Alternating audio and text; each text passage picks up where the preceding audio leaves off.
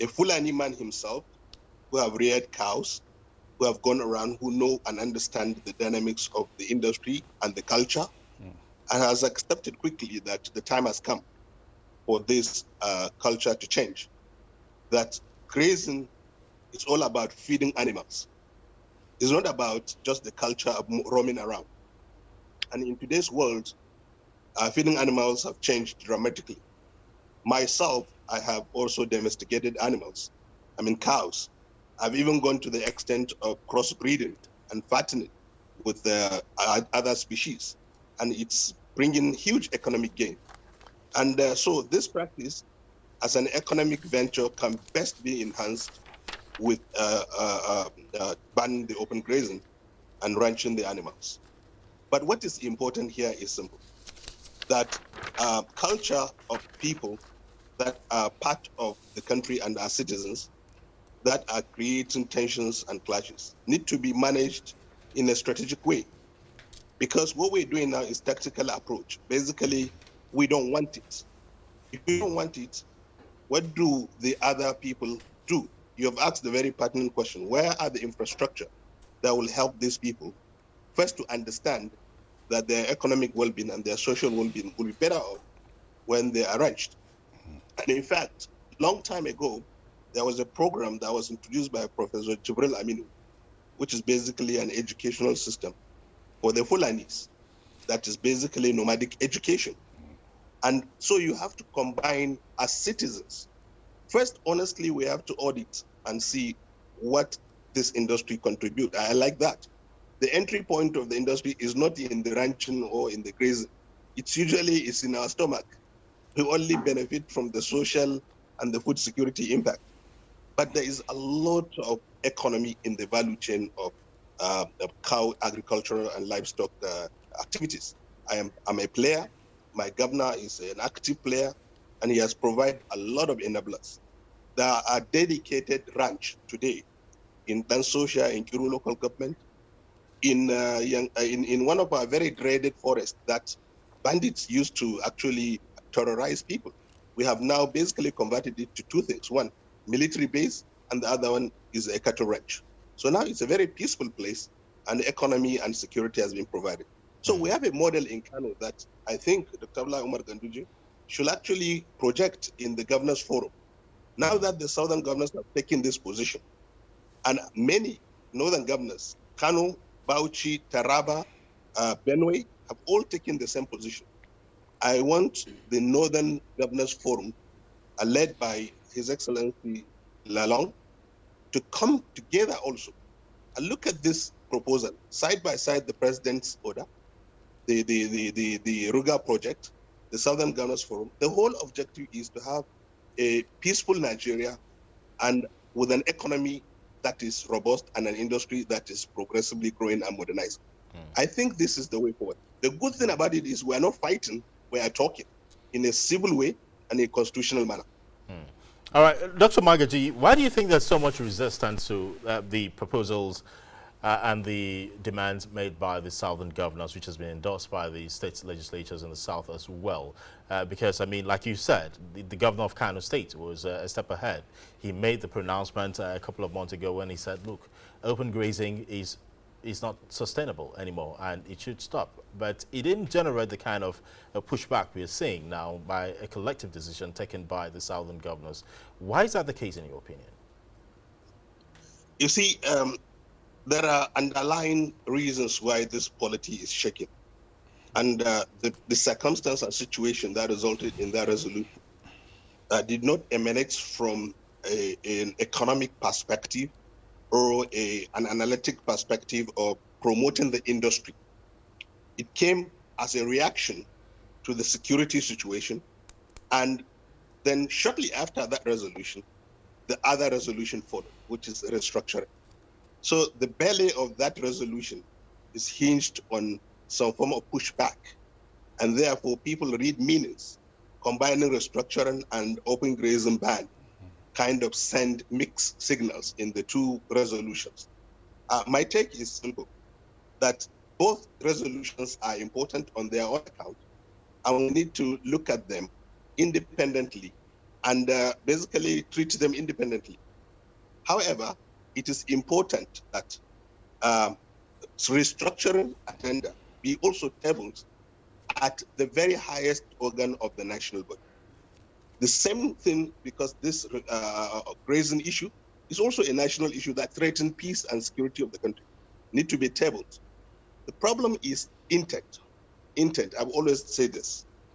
Every time people read intention in any document or any action of executives, they speculate. And when the speculations becomes a perception, they translate to reality and reactions.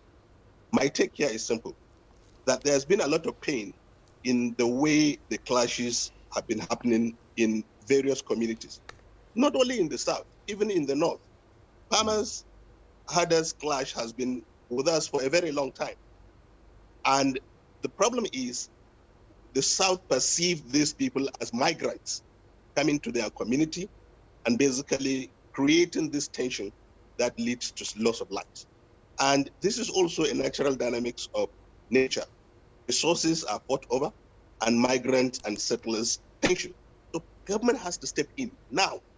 And I'm glad to say that both on restructuring and grazing, people are taking constitutional mechanism of resolution. And this is a golden opportunity for the government, because Mr. President has passed Executive Order 10 long ago and have made provisions for Ruga. What we need is adjustment and consensus. The governors of southern Nigeria has come with a position. Governors of northern Nigeria have come with a position. The state assemblies are back to their governors. The National Assembly are now talking about how to restructure by giving autonomy to local governments, judiciary, and the state assemblies first. They are also coming with their constitutional review based on the committee they set up. This is all happening at the highest level of government and society, and therefore the president now have a golden opportunity to cap these initiatives. Even private citizens are offering money to support the exercise that can bring well-meaning Nigerians together to sit down and discuss this country. I think it is time, and it's a golden opportunity for us so that we can sit down and just adjust this federation so that we can make it workable. All right, Dr. Magaji, definitely we'll talk more about restructuring in the course of this conversation. But, you know, despite pockets of opposing views to this decision by the southern governors, the Mieti Cattle Breeders Association has seemed to have concurred with the position of the southern governors on the ban on open cattle grazing in the southern parts of the country. In fact, they want a situation where the northern governors will activate, you know, the various grazing reserves in the north, you know, for this business. Do you think that's the way to go? I'm also very glad to say that the operators of the industry, who have been very difficult partners in the discussion, have come to the table. Look, Mieti Allah's major interest is safeguarding their kettles and their economic life and their culture, their social life. However, because time is changing, cultures must change. Domesticating animals is not stopping cattle rearing. They have come to understand that as an economic venture, they will be better off if they embrace this idea of ranching. And in fact, the Mieti Allah have now started structured engagement with the cattle owners. The truth of the matter is there are very few of this planet that own these massive herds of cattle. This cattle is an investment made by many, many elites in this country. The Fulani, as cultural people, just enjoy roaming around and looking after cattle, and they take commission on this transaction. So they will even be better off because they are the skills that can manage this business. So now they become the business managers of this ranching because they know, they understand feeding, they understand rearing cows, they understand the behavior of the cows. I am telling you, this is a golden moment for us. Mieti Allah is on board, southern governors on board, southern state assemblies on board, prominent northern governors are on board. I think it's very easy to get the rest of the governors on board. Federal government have an idea of how this should be done. We all need to come together and basically flesh out the meat of this idea and how it can operate in a peaceful manner. But you also mentioned something in your program, which is the economy of the industry. How do we formalize it? How do we plug it into the GDP of the country? How do we capture employment? How do we capture, the wealth it creates? This is also part of the reform. I think that must be put in perspective as well.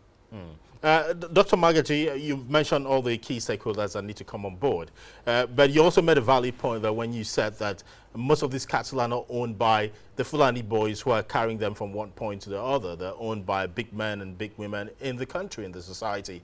Are these big persons, these elites, also on board on what should be the new norm in rearing cattle in the country? Well, I think it's a cost-benefit analysis. I have friends that own cows. I told you I have cows myself, but I have domesticated them, I've ranched them. In fact, I am role modeling the modernization of the industry so that people will understand it. But I have friends who have thousands of cows in the hands of Fulani, and the sharing formula is like 75-25. It's an economic factor. The problem is people are making a hell lot of money without spending money to feed their cows. And I think the economy must be structured. It's an input and output thing. When you buy cows and just give to Fulani and they're just rearing them and raising them everywhere, they just grow. You don't even see these cows until many, many months after, or until the time for harvest. And then they will say, okay, take 200 and send it to market. This is opportunistic business. For me, it's even exploitative because the amount of effort the Fulanis are putting, and the fact that you only buy cows and you just get a grown-up cow that is costing like 10 times more. Please, we have to have a business model around this. Ranching means that the infrastructure will be built, people will get jobs, the feeding will be actually produced, so feed mills will actually be in business, and people will have to manage the farm. So young people and agricultural experts that are trained will have to get a job. Milking, for example, or meat production will happen, so the abattoir chain will work, the transportation will work, and the various segments of the leather and the blood mills and the meat processing, and whether it's frozen, including suya, all those industries will be formalized. This is a value chain of one cow. It is massive, and when we structure it and domesticate it, the economy is huge, and the employment opportunity is huge. But I think this open grazing is even opportunistic and exploitative. All right, Dr. Magaji. A lot has been said about, who should fund the infrastructure for ranching. Who should fund the infrastructure for ranching? Should governments be responsible for the factors of production for the business of cattle rearing, which is strictly a private business?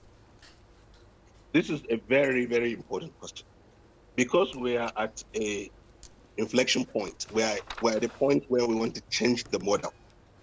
Something has to step in and demonstrate the role modeling of the new business model. I believe this is a private business. I also believe that when industries are coming to set up in states, they are called business enablers. So we can even say, what is the ease of doing this business in any state? And what is the benefit of the state to this business? So for me, let me take an example of what we have done in Kano. His Excellency said, all my Fulani friends and brothers, Bandraos, that's what they call them in Fulani, please come here. I have a huge land that I have set aside for your ranch. We can segment you. We can even give you a leased accommodation to stay around your cattle. So we built small chalets, similar to the lifestyle of the Fulani around the area. We built earth dams that the cows can actually drink from. And then the whole area is very lush and grow grass. And there is even an idea of bringing in certain breeds of grass that can be, grown so that they can also feed on them. Even that grass growing is a business in itself. People can have a large farm, 2 hectares, 5 hectares, and grow the grass. And at harvest time, they can be charging fee for cows to go in and feed, or they can harvest and bale it and then sell it to the cattle ranchers. So there is a lot of business. Government have a role in enabling business, but government have no role in running business. But enabling business depends on one state and the other, and the cordial relationship between the business operators and the state. And that is where this discussion needs to come in. You cannot just come to your state and say, you must give me land. It's not possible. I have to go and lobby you. I have to go and justify what this land will be used for, what value it will add to your state and to the country. And then you see reason and then allocate land. So federal government is helping and state government needs to negotiate with the business operators. This is my position. All right, Dr. Magaji, let's at this point now talk restructuring.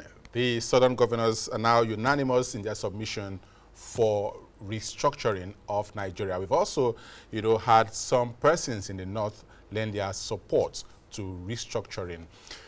For instance, the former Vice President Atiku Abubakar is a strong proponent of restructuring. But for you, what does restructuring Nigeria entail? This is a very important point because we have discussed and talked about restructuring without giving it shape and form. For me, restructuring means asking the very important question. Is Nigeria working? Has it worked? Will it work? These three questions are important. The way Nigeria has been structured, has it ever worked? Will it ever work? Or is it working? So let me attempt to answer some of these questions. Nigeria was structured after independence as a parliamentary state. And 1953 to 1960 was the time we took to negotiate our corporate existence as people. It took us 7 good years, going back and forth, London, Lagos, back to our communities, discussing with very credible representation from all nationalities in this country. And we came to a consensus that we agreed to coexist in unity, but in diversity. And that model led us to adopt the regional parliamentary system, which gave each region the sense of semi-autonomy, belonging to the federation, and commitment to ownership of citizenship and patriotism. That was the only workable negotiated existence and document that we have agreed on. After the coup of 1966, unfortunately, the country became a centralized government due to the military intervention. The military centralized the country. That was not our consensus. That was not our agreement. And the centralization continued over time with various military because that is their nature. That's how they rule. That's their command and comply structure. But when civilian regime returned, we negotiated a constitution which is different from what we agreed at independence, which was the federalism, the presidential system of government, which gives a president, 2-camera legislation, and also state governments with their own organs. 3 arms of government: presidency, legislators, and the judiciary. We have tested all of that too. So now we have 2 choices. We have 2 systems that have been operated by Nigeria. And the question is, what worked? And what are we comfortable with? And what can we adjust in these 2 systems? What can we redesign so that this country will, in modern times, like we are talking about renting, time has come for us to renegotiate the structure of this country and the ownership and how we view this country and how patriotic we can be to the component of the country and to the larger part of the country as well. Dr. Magaji, a minute, please. What's your take on devolution of powers and, of course, the call for resource control in the advocacy for restructuring? Yes, okay, this is very important. I had that one. Yeah. This is very important. I have discussed some of these concepts that if we are going to adjust to these 2 systems, we have to do it strategically and tactfully. And for me, there are 2 major discussions on federalism now: fiscal federalism and political federalism. That is the overriding discussion. Every time a Nigerian elite speak about federalism or restructuring, the discussion is around how much resources will come to me and how much political power will I have. But I have also advocated the third arm of this discussion, which is development federalism. In my view, that is a consensus between fiscal and political. Development federalism recognizes that each region of this country has its own God-given potential. And it also recognizes that the required resources to develop that potential have to be agreed upon jointly as a consensus in an equitable and fair manner. And also it requires us as a country to give ourselves some time frame so that we can basically work out a viability mechanism for each region. And when I talk about region, I don't mean the 1960 region. I mean the adopted political, geopolitical regions and Abuja. We now have 6 geopolitical regions. We have come to live with them. We have accepted them. They are not yet in our constitution, but we should adopt them as a development regions and as a political region. And Abuja should now be our central government. How do we do this? I have advocated that each region has God-given potential. We have worked in the South-South, and the South-South is a hub that is literally like Qatar. It has the blessings of oil and gas reserves. And when we put our minds to it and design a development model around that industry, we can turn the South-South into a Qatar that can produce, export, supply petroleum products and its derivative, not only to Nigeria, to West Africa, but also export to the rest of the world. I think that is very important, that South-South becomes a viable regional hub and autonomously government in a manner that is part of Nigeria, but have large chunk of its resources being produced in its land, develop its land, and contribute net positively to the federation. That is one region. The Southeast is a technologically savvy region, very innovative, very enterprising. We must harness that quality as a nation and as a region. Nnewi is a place I have visited. Aba is a place I have visited. I have many friends in Enugu, in Anambra, from Ozublu to Ihala to Okija to every part of the eastern part of Nigeria. I have friends and have moved there. I have seen what that region can do when you put resources and a plan to bring manufactured product, industrial machineries, agricultural implement, transportation vehicles from the east. It's a huge savings on Nigeria. It's a huge economic gain for Nigeria, and it's a huge market for us in Africa to trade and earn our living. The East will bring all the know-how, all the ingenuity they have to be an economic powerhouse that the whole world can recognize as a Nigerian region. I would love that to happen. And the Southwest is a dominantly marine economy and manufacturing with a lot of intellectual capability there. That in itself is an economic hub. And I keep saying, let us make, so when you say Southeast, you should talk about, I'm just going back to Southeast, you should think about Taiwan of Africa. And I'm giving examples so that people can relate. When you say Southwest, you should think about Singapore of Africa, a powerhouse that is landlocked with, a very small island that has no oil, but with a huge, huge economic potential in ICT, in marine, in shipping, shipbuilding, ship transportation, and all others. The axis of the Southwest have even better endowment than Singapore.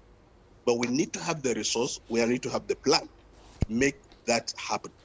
And I said, if you come up to the north, I've always cited 3 very distinct countries, which is Vietnam, Thailand, and that is Vietnam, Thailand, and there's this Vietnam, Thailand, and it's a third country. I always view them as our equals, our correlated equals, yeah? And these are agricultural powerhouse in their regions. Thailand alone concentrate on global dominance of rice, and they have gotten their economy grown because of that. The same thing with Vietnam. Now, if you take the 3 regions of the North and place them side by side, these countries, and take what is called leveraging crops and produce them, process them, and export them, North will become a net exporter of products, and we have cash flow that we can grow the economy of the North, develop Northern Nigeria, and also contribute to the nation. So for me, I think this is very important discussion in the scheme of things in restructuring. Are we restructuring because we hate each other? Or are we restructuring because we want something that works?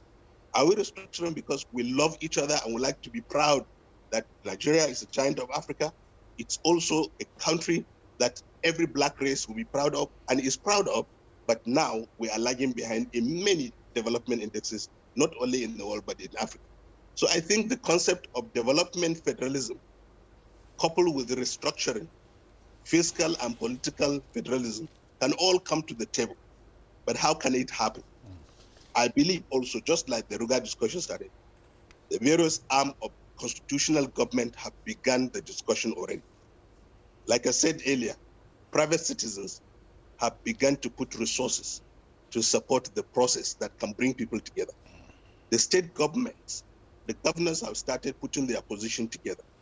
The National Assembly have a committee that is looking at the way this country can proceed. The federal government itself is open, is very much open to allowing discussion to happen. And that is why the alternative of not opening up this discussion is the implosion that can result in agitation. So I think it is important that, and we have major political stakeholders. I've had Atiku place his position very securely. I've had Bola Ahmed Tinubu discuss restructuring very clearly. And so political stakeholders and PDP has already adopted it as an agenda. So it means we're almost there. What we must not do is to rush it because of existential threats, the security situation we are facing now. I want to say to Nigerians that... But Dr. Muazu, is that not a more reason? Look beyond it to have a functional country. Thank you, sorry. Yes. You're talking about not rushing it. I mean, Nigeria seems to be in emergency ward now, and what is expected is urgent surgery. I mean, isn't it the right time to ensure that some of these proposals, these demands are met constitutionally using the institutions of states that already exist? I call it civil strife. I mean, honestly, people are not yet on the street like we've seen in NSAS, but people are really, really agitated. And in fact, this type of agitation is more dangerous than the one on the street, because it is cooking in our bedrooms, it's cooking in our dining tables, it's cooking in our church and mosque and in our community meetings. When it erupts, it will be spontaneous, and we don't want that. So we want to be proactive and anticipate that this country can have a workable solution, because we have sensed and we have agreed that the 1914 amalgamation has expired, the 1960 constitution has been abrogated, and the 1979 constitution is not working well. Meaning we all have to discuss which is the next frame of structure that this country will work with. This time is the time for dousing tension. Making that move alone will take a lot of tension off the polity, because people will see the government and the leaders and the stakeholders are responding. And I pray, my prayer is that people can be objective enough to grow above their personal position, personal needs, and personal benefits, which is temporary, because no matter how much wealthy you are, when this country starts shaking, your wealth means nothing. And I will say the country needs to have the sense of direction and ownership. All right, Dr. Magaji, even though we've had a few persons from the North support the call for restructuring, I'm wondering why we are yet to reach a national consensus on this issue, and why this structural adjustment is not happening yet. Do you think there are some regions in the country who might be disadvantaged in a restructured Nigeria? And how do you think we can allay the fears of this region in the process of restructuring Nigeria? this is important. The perception that one region is advantaged now over the other is what is creating this impact. And the perception that one region will suffer when you restructure is also what is creating the reactions. That is why the development federalism is a very good option, because it outlines a roadmap for prosperity for all the regions. What remains is you are on your own. If you go and mismanage what the resource given and allocated to you for development of a region in a close partnership with the central government, and you did not succeed in bringing your people out of poverty and creating development, you will not blame anybody, because at that point we've created boundaries of development. Now, the two things I will say here is important. For us in the North, I want to say to my people, it could take maybe 2 years or 5 years of realignment of our priorities. But we are so endowed with natural potentials that if we put our heads together, we will bring capacity and wealth that this country will benefit from. We have done that before in the First Republic. Northern Nigeria has been a net contributor to the center, and we can go back to it again. All we need to do is just let us change our approach to how this power is being managed.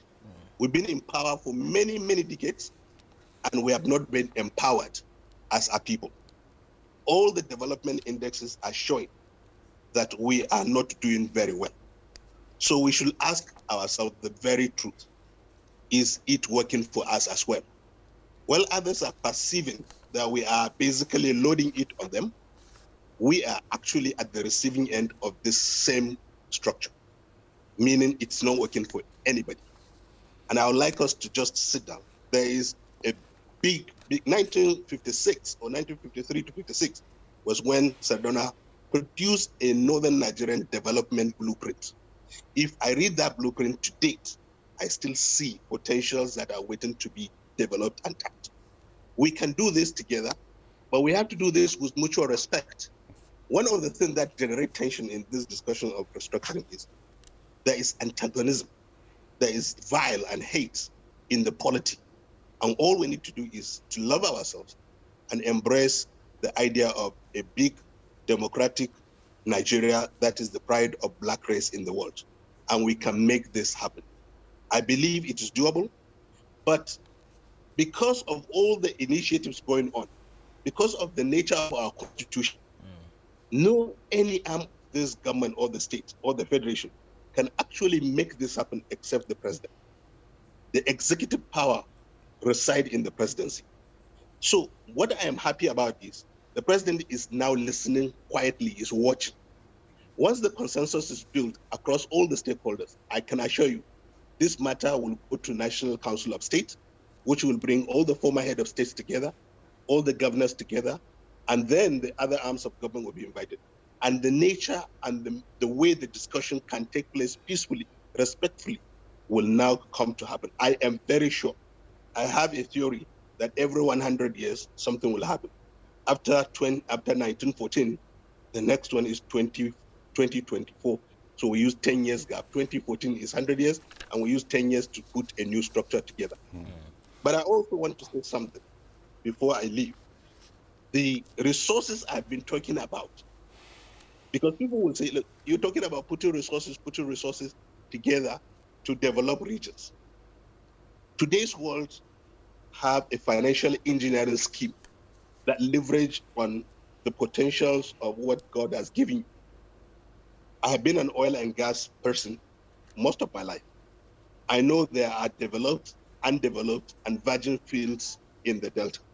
And that is where I need to appeal to our brothers in the South and in the South generally, that these assets are lying there. And if we don't leverage on them today, they will go the way the coal has gone in Inuk, because hydrocarbon economy is becoming a challenge to the environment. This is the time for us to leverage on the resources underground by proper evaluation of the value and putting it somewhere and pool resources and develop our nation quickly so that we can transform. Saudi Arabia is doing that very quickly, and other oil producing states are doing that.